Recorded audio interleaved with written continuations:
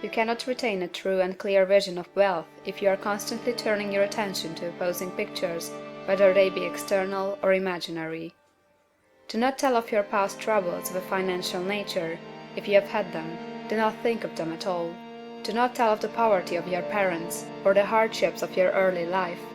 To do any of these things is to mentally class yourself with the poor for the time being, and it will certainly check the movement of things in your direction. It is wonderful becoming. True, there may be a good many things in existing conditions which are disagreeable, but what is the use of studying them when they are certainly passing away, and when the study of them only tends to check their passing and keep them with us? Why give time and attention to things which are being removed by evolutionary growth, when you can hasten their removal only by promoting the evolutionary growth as far as your part of it goes? No matter how horrible in seeming may be the conditions in certain countries, sections, or places, you waste your time and destroy your own chances by considering them. You should interest yourself in the world's becoming rich. Think of the riches the world is coming into, instead of the poverty it is growing out of. And bear in mind that the only way in which you can assist the world in growing rich is by growing rich yourself through the creative method, not the competitive one.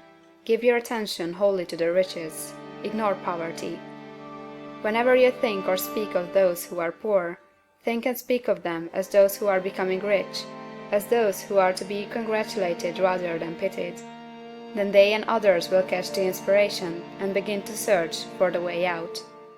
Because I say that you are to give your whole time and mind and thought to riches, it does not follow that you are to be sordid or mean. To become really rich is the noblest aim you can have in life, for it includes everything else. On the competitive plane, the struggle to get rich is a godless scramble for power over other men, but when we come into the creative mind, all this is changed. All that is possible in the way of greatness and soul unfoldment, of service and lofty endeavor, comes by way of getting rich. All is made possible by the use of things. If you lack for physical health, you will find that the attainment of it is conditional on your getting rich. Only those who are emancipated from financial worry and who have the means to live a carefree existence and follow hygienic practices can have and retain health. Moral and spiritual greatness is possible only to those who are above the competitive battle of existence, and only those who are becoming rich on the plane of creative thought are free from the degrading influences of competition. If your heart is set on domestic happiness, remember that love flourishes best where there is refinement, a high level of thought, and freedom from corrupting influences, and these are to be found only where riches are attained by the exercise of creative thought, without strife or rivalry. You can aim at nothing so great or noble, I repeat, as to become rich, and you must fix your attention upon your mental picture of riches, to the exclusion of all that may tend to dim or obscure the vision. You must learn to see the underlying truth in all things. You must see beneath all seemingly wrong conditions the great one life ever moving forward toward fuller expression and more complete happiness. It is the truth that there is no such thing as poverty, that there is only wealth. Some people remain in poverty because they are ignorant of the fact that there is wealth for them, and these can be best taught by showing them the way of affluence in your own person and practice.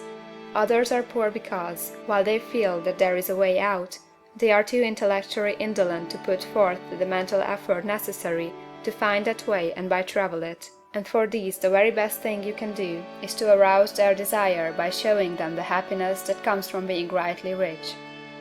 Others still are poor because, while they have some notion of science, they have become so swamped and lost in the maze of metaphysical and occult theories that they do not know which road to take.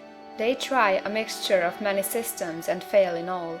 For these again the very best thing to do is to show the right way in your own person and practice. An ounce of doing things is worth a pound of theorizing.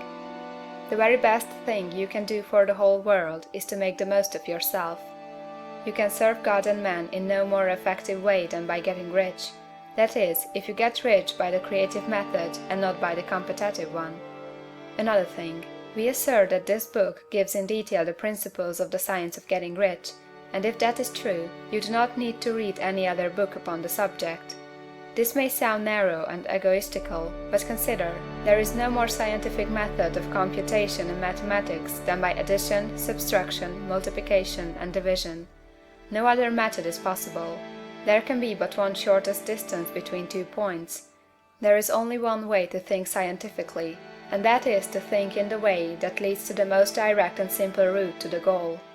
No man has yet formulated a briefer or less complex system than the one set forth herein.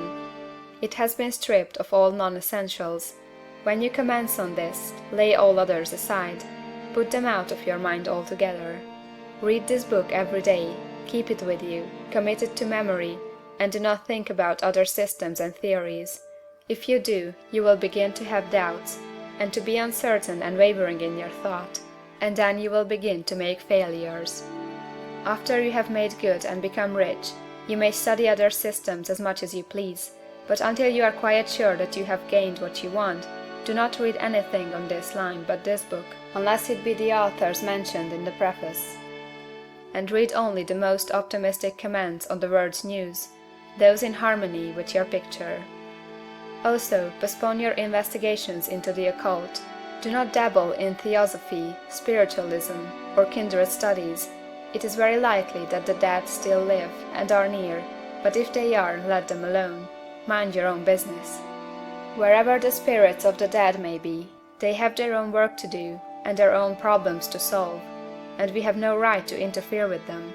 We cannot help them, and it is very doubtful whether they can help us, or whether we have any right to trespass upon their time if they can. Let the dead and the hereafter alone, and solve your own problem, get rich. If you begin to mix with the occult, you will start mental cross-currents which will surely bring your hopes to shipwreck. Now, this and the preceding chapters have brought us to the following statement of the basic facts.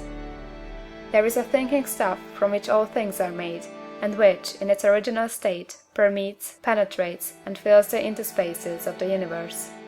A thought in this substance produces the thing that is imaged by the thought.